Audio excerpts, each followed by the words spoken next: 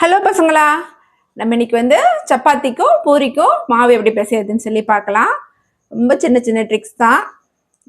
அதை மட்டும் ஃபாலோ பண்ணிங்கன்னா போதும். சப்பாத்தியும் நல்லா வரும், பூரியும் எண்ணெய் குடிக்காமல் நல்லா சாஃப்டாக உப்பி வரும். இதுக்கு என்னென்ன தேவைன்னு உங்களுக்கே தெரியும். இருந்தாலும் ஃபஸ்ட்டு என்னென்ன தேவைன்னு பார்த்துட்டு எப்படி செய்யறதுன்னு சொல்லி பார்க்கலாம். ஓகே, நான் வந்து ஆசீர்வாத் ஆட்டா வந்து மல்டிகிரெயின்ஸ் அது வச்சுருக்கேன் இப்போது. ஆனால் மாற்றி மாற்றி யூஸ் பண்ணுவேன். பில்ஸ்பெரி வேணுன்னா பில்ஸ்பெரி வாங்கிக்குவேன், இல்லை ஆசீர்வாதில் நார்மல் ஆட்டா, ஒரே ஆட்டா யூஸ் பண்ணாமல் மாற்றி மாற்றி யூஸ் பண்ணிகிட்ருப்பேன். அதுதான் இந்த பக்கெட்டில் வந்து கொட்டி வச்சுருக்கேன். மாவு எடுத்திருக்கேன்.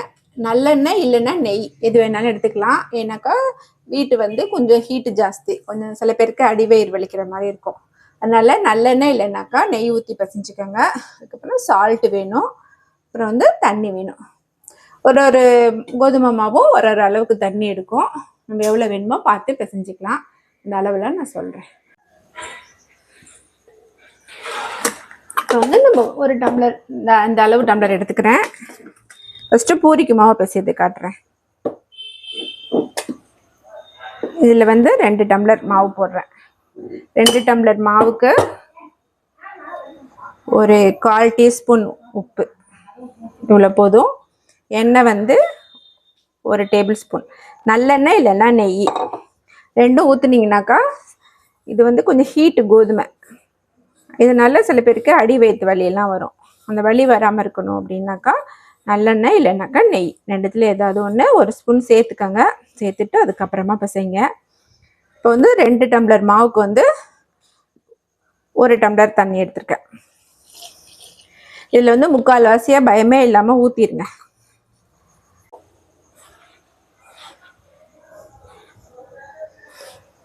நம்ம வந்து பத்தலினாக்கா தண்ணி ஊற்றிக்கலாம்.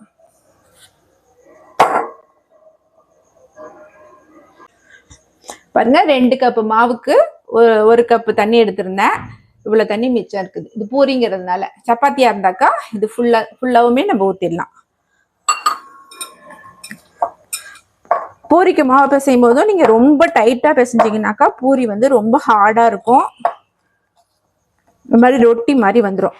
அதனால மாவு வந்து சாஃப்டாக தான் பிசையணும்.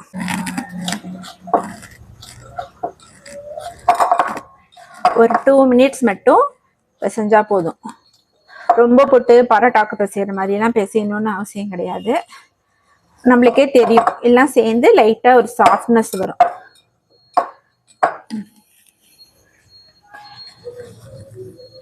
பாருங்க, இந்த அளவுக்கு சாஃப்டாக இருக்கணும், ரொம்ப டைட்டாக பிசைஞ்சிடாதீங்க. அடுத்தது வந்து சப்பாத்திக்கு பிசையலாம். சப்பாத்திக்கும் அதே அளவு தான்.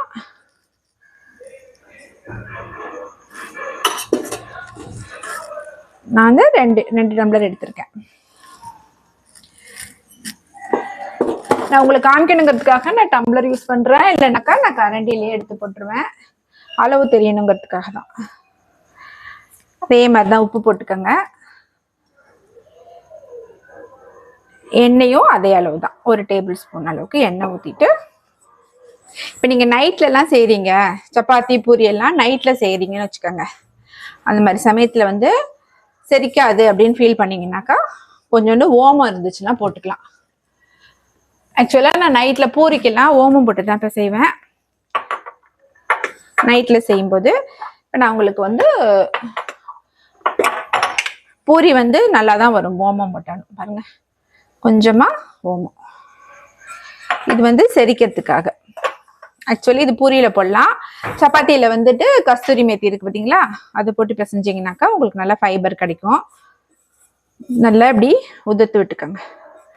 உதுத்து விட்டுட்டு தண்ணி ஊற்றிக்கலாம். சப்பாத்திக்கு வந்து நம்ம ஃபுல்லாகவே ஊற்றிக்கலாம், பயப்படணும்னு அவசியம் கிடையாது. தண்ணி ஊற்றினோடனேயே வீட்டில் இருக்கிற குளுட்டன் வந்து ஆக்டிவேட் ஆக ஆரம்பிச்சிடும்.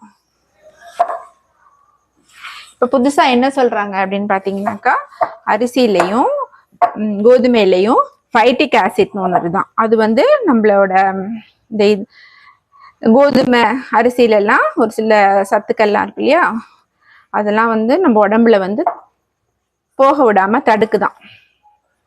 அந்த மாதிரி இருக்கிறப்போ ரெண்டுத்தையும் வந்து அந்த ஃபைட்டிக் ஆசிட்டை வந்து கம்மி பண்ணணும் அப்படின்னாக்கா அரிசி வந்து ஊற வச்சுட்டு ஒரு 1/2 ஹவராவது ஊற வச்சு அந்த தண்ணியை கீழே ஊற்றிடணுமா. அதுக்கப்புறம் நம்ம வந்து அந்த ரைஸை யூஸ் பண்ண சொல்கிறாங்க. அதே மாதிரி கோதுமையில் இருக்கிற ஃபைட்டிக் ஆசிட் போகணுன்னாக்கா மினிமம் 1 ஹவர் ஊற வச்சாக்கா அது வந்து டைல்யூட் ஆகிடும்.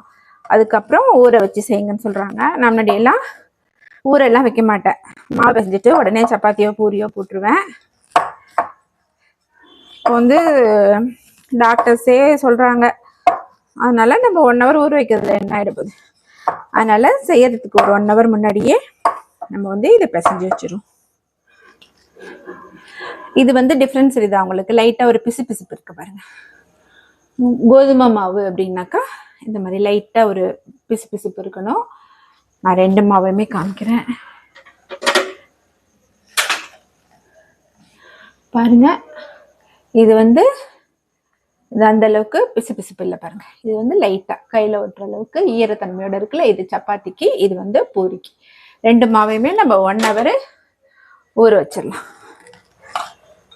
இது கொஞ்சமாக இருக்கிறது அப்படிங்கிறதுனால நான் கையில் பிசைஞ்சிட்டு இருக்கேன். நீங்கள் சப்பாத்தி மாவை வந்து ரொம்ப ஓவராக பிசைஞ்சிடாதீங்க, அது வந்து நல்லா இருக்காது.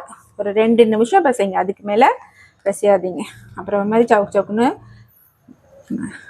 மாதிரி ஹார்ட் ஆகிடும். ஸோ 2 மினிட்ஸ் அவ்வளோதான்.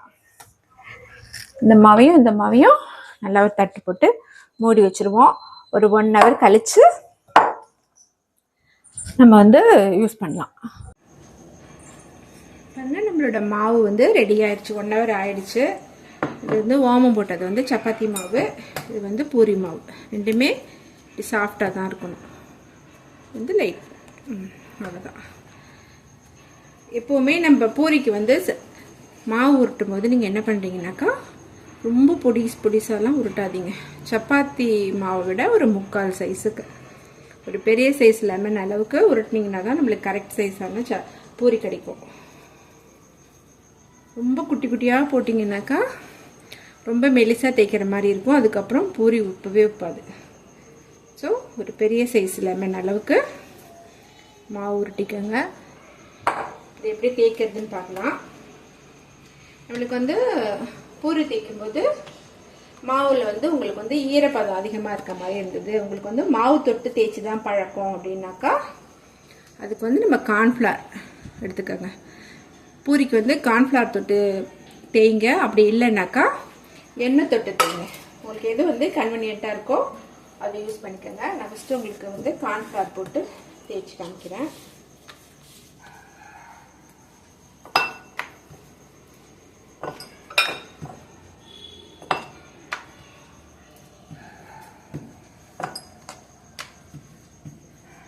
அவ்வளோதான். உங்களுக்கு வந்து இந்த அளவுக்கு திக்னஸ் இருக்கணும் பூரிக்கு. தெரியுதா உங்களுக்கு? ரொம்ப மெலிசாக தேய்ச்சிங்கனாக்கா உங்களுக்கு வந்து பூரி வந்து உப்பவே உப்பாது. வந்து உங்களுக்கு இன்னொன்று பூரி தேய்ச்சி காமிக்கிறேன்.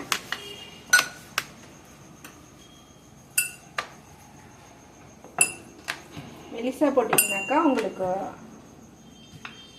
உப்பாமல் ஒரு சைடு உப்பி ஒரு சைடு மெலிசா அந்த மாதிரிலாம் வரும். அவ்வளோதான். இந்த அளவுக்கு தேய்ச்சா போதும். எண்ணெய் தடவையும் நான் செஞ்சு காமிக்கிறேன் உங்களுக்கு. சில பேருக்கு எண்ணெய் வந்து அடியில் நிற்கும்ல, அது பிடிக்காது. ஆனால் கார்ன்ஃப்ளவர் வச்சா அந்த அளவுக்கு நிற்காது, இருந்தாலும் அது பிடிக்காது அப்படிங்கிறவங்க அந்த மாதிரி எண்ணெய் தடவை கூட தேய்ச்சிக்கலாம். உங்களுக்கு எது வசதியாக இருக்கோ அவ்வளோதான். இந்த திக்னஸ் தான், இதுக்கு மேலே வேண்டாம். வந்து நான் வறுத்து காமிக்கிறேன் பூரியை. ஏன்னா ஒரு சப்பாத்திக்கு மாவு பிசைஞ்சு பார்த்தீங்களா, அந்த சப்பாத்தி மாவில் கூட நான் ஒரு பூரி செஞ்சு காமிக்கிறேன். உங்களுக்கு வந்து மாவு தண்ணி ஆயிடுச்சுனாக்கா பூரி எப்படி வரும் அப்படின்னு ஒரு ஐடியா கிடைக்கும். இது சப்பாத்தி மாவு பிசைஞ்சது வந்து கார்ன்ஃப்ளவர் தொட்டுக்கிறேன். இல்லை கார்ன்ஃப்ளவர் நிறைய அப்சர்வ் ஆகுது பார்த்தீங்களா, அம்மா ஈரமாக இருக்கிறதுனால.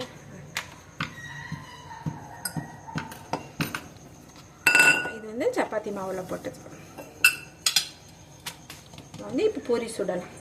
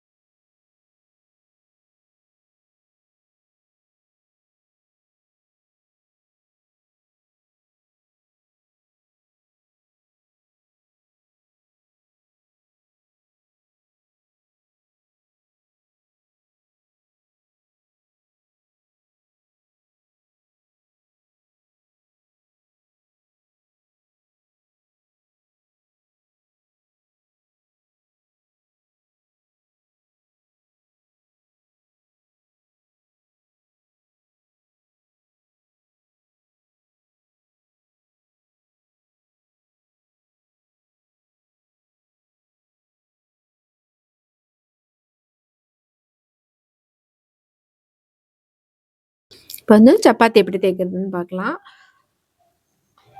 ஃபஸ்ட்டு வந்து சும்மா நார்மலாக தேய்ச்சிக்கோங்க. ரவுண்டாக தான், இது வந்து ட்ரையாங்கிள் சப்பாத்தி பண்ண போகிறோம். ரவுண்டாக தான் இருக்கணும்லாம் அவசியம் கிடையாது. நல்லா பரத்தி விட்டுக்கணும், அவ்வளோதான். எவ்வளோ பெருசாக முடியுமோ அந்த அளவுக்கு நீங்கள் நல்லா பரத்தி விட்டுருங்க. அதுக்கப்புறம் அதில் கொஞ்சமாக ஆயில் வந்து தடவிக்கோங்க. வெறும் மாவு கூட தடவிக்கலாம். லைட்டாக எண்ணெய் தடவிட்டு அதுக்கப்புறம் மாவு தூண்டிங்கனாக்கா இன்னும் கொஞ்சம் நல்லாயிருக்கும். மேலே வந்து மாவு தூவிட்டு அப்படியே மடித்து விட்டுக்கோங்க. கையில் ஓட்டிகிட்டு இருக்கிற எண்ணெயே போதும். அதை இந்த சைடு அப்படியே தடவிட்டு அப்படியே மடித்து விட்டுருங்க. மடித்து விட்டுட்டு நல்லா தேய்ச்சிக்கோங்க. ரொம்ப அழுத்தி தேய்ச்சிங்கனாக்கா அந்த லேயர்ஸ் வராது. நல்லா ரொம்ப கொஞ்சம் சாஃப்டாக, ரொம்ப ப்ரெஸ் பண்ணாமல் அப்படியே லைட்டாக தேய்ச்சி விட்டுக்கோங்க. அவ்வளோதான். இது வந்து அப்படியே சுட்டு எடுத்துக்க வேண்டியது தான். சில ஹோட்டலில் வந்துட்டு சிலோன் பரோட்டான்னு சொல்லி கொடுப்பாங்க. இந்த சப்பாத்தியை கொண்டாந்து பரோட்டான்னு சொல்லி கொடுப்பாங்க. அதெல்லாம் ஒரு சோக கதை. அப்புறம் இன்னொரு மாவு எடுத்துக்கோங்க. மாவு எடுத்துட்டு இந்த மாதிரி 8 மாதிரி, அதாவது ஒரு சப்பாத்தி மாவு உருண்டை எடுத்துட்டு அந்த உருண்டையை வந்து ரோல் பண்ணிவிட்டு இப்படி நடுப்புற விரலால் வச்சு அமுக்குனிங்கனாக்கா அது இந்த மாதிரி 8 மாதிரி வரும். அதை வந்து தேய்ச்சிக்கோங்க. தேய்ச்சிட்டு ஒரு பக்கம் எண்ணெயும் ஒரு பக்கம் மாவும் தடவிட்டு எப்பவும் சப்பாத்தி தேய்க்கிற மாதிரி தேய்க்க வேண்டியது தான். இது வந்து ரவுண்டாகவே இருக்கும், ஆனால் லேயர் வரும் நடுவில். இந்த சப்பாத்தியும் நல்லாயிருக்கும். இது வந்து செய்கிறது ரொம்ப ரொம்ப ஈஸி. நம்ம மாவு பிசைஞ்சு வைக்கும்போதே இந்த மாதிரி 8 மாதிரி செஞ்சு வச்சிட்டோன்னு வச்சுக்கோங்க. எடுத்து கடகடன்னு தேய்ச்சி சுட்டு எடுத்துடலாம். இந்த சப்பாத்தியும் நல்லா தான் இருக்கும். அதுக்கப்புறம் இந்த நார்த் இந்தியன்ஸ்லாம் போடும்போது நான் கல்கட்டாவில் இருந்தப்போ எங்கள் சர்வெண்ட் ஒரு வாட்டி நான் சப்பாத்தி தேய்க்கிறத பார்த்து அவங்க வந்து நான் தேய்ச்சி தரேன் கூடன்னு சொல்லி வாங்கி செஞ்சாங்க. ஆனால் அவ்வளோ மாவு, மேல் மாவு பார்த்திங்கன்னா அவ்வளோ மேல் மாவை போட்டு இந்த சப்பாத்தி கட்டு ஃபுல்லாக மாவாக தான் இருக்கும். அப்புறம் அந்த தோசைக்கல்லில் போட்டு சுடும்போது அதில் அவ்வளோ மேல் மாவு இருக்கும். ஒரே புகை வடடிக்கும் அவங்க அதை போட்டு. ஆனால் உப்பு நல்லா பூரி மாதிரி. இதே நான் பிசைஞ்ச மாவு தான், அதில் ஆனால் அவங்க புசு புசுன்னு செஞ்சு கொடுத்தாங்க. அவ்வளோ மேல் மாவு, எண்ணெயே தடவாமல் மேல் மாவை போட்டு போட்டு சுற்றுறாங்க. அது நல்லா புசு புசுன்னு வருது. இது வந்து ஸ்கொயர் சப்பாத்தி சேம் தான். எண்ணெய் தடவிட்டு மாவு தூவிடுங்க. இந்த மாதிரி மடிச்சுட்டு திருப்பி மேலாப்பில் கொஞ்சம் எண்ணெய் தடவிடுங்க. எண்ணெய் தடவிட்டு இதை வந்து 3ஆக மடிக்கணும். இந்த மாதிரி மடித்து இது நீங்கள் வந்து ரவுண்ட் ஷேப்புக்கும் கொண்டு வரலாம், ஸ்கொயர் ஷேப்புக்கும் கொண்டு வரலாம். அப்படி இல்லைன்னா அது எப்படி வருதோ அதுதான் நம்ம செய்கிறது தான் சப்பாத்தி. உங்களுக்கு அப்படி ரவுண்டாக வரணுன்னாக்கா சம்பளத்தோட மூடியோ இல்லை டிஃபன் பாக்ஸோட மூடியோ அதை வச்சு நீங்கள் கட் பண்ணி எடுத்திங்கனாக்கா ரவுண்டாக ஷேப், எக்ஸாக்டான ஷேப் கிடைக்கும்.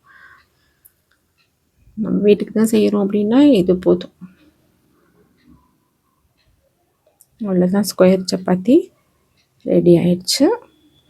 இது வந்து நார்மலாக நம்ம செய்வோம் இல்லையா, இந்த லேயரும் இல்லாமல் சும்மா சாதாரண சப்பாத்தி. மாவு தொட்டுக்கிட்டு அந்த மாதிரி தைச்சு எடுத்துருங்க. தோசைக்கல் வந்து நல்லா காஞ்சிருக்கணும். இது மாதிரி தோசைக்கல்ல போட்டது இந்த மாதிரி பபிள்ஸ் வரணும். பபிள்ஸ் வந்த பிறகு தான் நம்ம சப்பாத்தியை திருப்பணும். திருப்பி போட்ட பிறகு தான் மேலே வந்து ஆயில் தடவணும். இப்போ நீங்கள் ஆயிலே தடவாமல் செஞ்சிங்கனாக்கா தோசைக்கல்லேருந்து புகை வந்துகிட்டே இருக்கும். அதுக்கு பதிலாக நீங்கள் கொஞ்சம் லைட்டாக ஆயில் தடவிட்டு சுட்டுருங்க. இல்லாட்டி நம்மளால் நிற்கவே முடியாது, புகை மண்டலத்தில் நிற்கிற மாதிரி இருக்கும். பதில் 2 ட்ராப் ஆயில் விடுறதில்ல, என்ன ஆகிட்டு. அவ்வளோதான், இந்த சப்பாத்தி ரெடி ஆயிடுச்சு. இது வந்து 8 சப்பாத்தி, 8 மாதிரி போட்டு மடித்தோம் இல்லையா, அந்த சப்பாத்தி இது. அடுத்தது வந்து நம்ம எடுத்துகிட்டு ட்ரையாங்கிள் சப்பாத்தி போடலாம். அதே மாதிரி சப்பாத்தி வந்து எவ்வளோ நேரம் இருக்கணும்னு பார்த்தீங்கன்னா 45 செகண்ட்ஸ்லேருந்து 1 மினிட் தான் இருக்கணும் தோசைக்கல்லில். நீங்கள் சிம்மில் வச்சு ரொம்ப நேரம் அடுப்பில் வச்சுருந்தீங்கனாக்கா அப்படியே ரொம்ப மாதிரி ஹார்டாகி நம்மளால் சாப்பிடவே முடியாது. அதுக்கு பதில் கொஞ்சம் மீடியம் ஹைலேருந்து ஹை அதுக்குள்ளே தான் இருக்கணும் தீ, நல்லா இருக்கணும் தீ. அதில் வந்து போட்டு 45 செகண்ட்ஸில் இந்த பக்கமும் அந்த பக்கமும் போட்டு எடுத்துடணும். சிம்மில் வச்சு ரொம்ப நேரம் திருப்பி போட்டு சப்பாத்தி பண்ணிட்டு இருந்தீங்கனாக்கா அது வந்து நல்லா மொறு மொறுன்னு ஆகிடும். ஆறிடுச்சுனாக்கா கடிக்க முடியாது, ஹார்டாகிடும். ஸோ சப்பாத்தி தேய்க்கிறது மட்டும் இல்லை, சுடும் பொழுதும் நம்ம பார்த்து செய்யணும், இல்லைன்னா ஹார்ட் ஆகிடும். இது வந்து ட்ரையாங்கிள் சப்பாத்தி. அதே மாதிரியே நம்ம ஸ்கொயர் சப்பாத்தியும் சேம் தான், அதுவும் போட்டு எடுத்துக்கோங்க.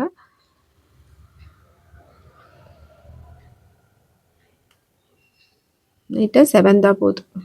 சுற்றி விட்டு நீங்கள் வந்து சப்பாத்தி செய்யும்போது எல்லா இடமும் வேகும். நீங்கள் சுத்தாமல் அப்படியே போட்டு அப்படியே தோசை ஊற்றுற மாதிரி போட்டோம் அப்படியே எடுத்தீங்கன்னாக்கா ஓரமெல்லாம் உங்களுக்கு வந்து வேகாது. அதனால் அந்த ஓரத்தெல்லாம் சென்டருக்கு கொண்டு வந்து சுற்றி விடணும். அப்போ தான் ஃபுல் சப்பாத்தியும் வேகும். இது வந்து நார்மலாக தேய்ச்ச சப்பாத்தி, லேயர் இல்லாமல் நார்மலாக தேய்ச்சது. இது லைட்டாக உப்ப ஆரம்பிக்குது. எனக்கு வந்து ஆடில் வர மாதிரிலாம் உப்பிட்டுலாம் வராது. ஏதாவது ஒரு அதிசயமாக என்னைக்காச்சும் உப்பு. மற்றபடி இதாக இருக்கும். ஆனாக்கா சாஃப்டாக தான் இருக்கும் சப்பாத்தி, டேஸ்ட்டாகவும் இருக்கும், சாஃப்டாகவும் இருக்கும். உப்பி வராது, அவ்வளோதான். இதுதான் பாருங்கள், லேயராக வருது பாருங்கள். இது வந்து லேயர் சப்பாத்தி, அதுக்கப்புறம் நார்மல் சப்பாத்தி. சப்பாத்தி செய்கிறதுல வந்து நிறைய மெத்தட் இருக்குது. ஆனால் நான் வந்து இப்படி தான் செய்வேன், எப்போவும் செய்கிறது தான். கண்டிப்பாக செஞ்சு பார்ப்பீங்கன்னு நினைக்கிறேன். Okay, happy cooking. தேங்க்யூ.